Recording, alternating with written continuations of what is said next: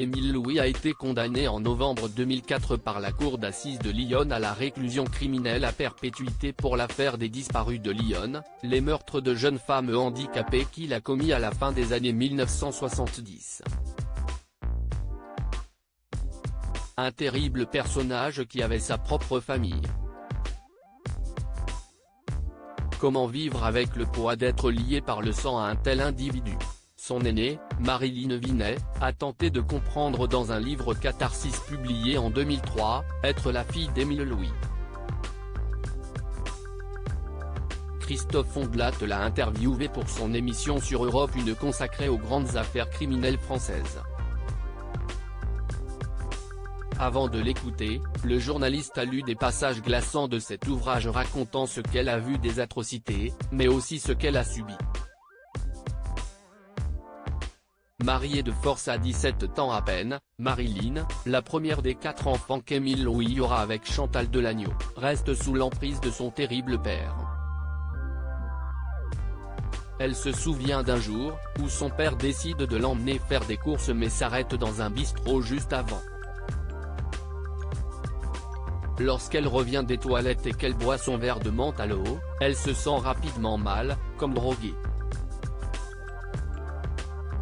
Il la ramène vers la voiture et si ses souvenirs sont flous, elle réussit à retranscrire l'horreur de la scène, « Je suis sans volonté, spectatrice de moi-même. Si est confus mais je me souviens qu'il m'entraîne vers un champ. Je me souviens qu'il me pousse dans une cabane. Combien de temps s'était écoulé avant que je me retrouve nu sur le sol? Il me viole, d'abord avec des objets et après, il me laisse nu. Le calvaire ne s'arrête pas là. Émile Louis abandonne sa fille toute la nuit, la laissant attachée, puis la récupère et la dépose, seule, à la gendarmerie. Elle ne dit rien aux officiers de peur d'être traitée de salope. L'un d'eux la ramène chez elle et elle se fait accueillir par son père qui l'insulte en l'accusant d'avoir trompé son mari. Il prend à partie sa mère qui répond par les mains, et là, maman se met à me cogner et mon frère avec. Pourquoi est-ce que je parlerais? Elle ne me croirait pas.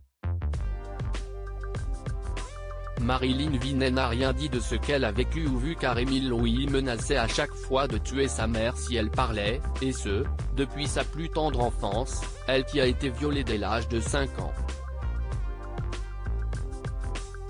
Lorsqu'elle a fait un séjour en hôpital psychiatrique après une tentative de suicide, il était venu la voir chaque jour pour lui redire cette phrase impitoyable qui entra sa vie, « Si tu parles, je la tue ».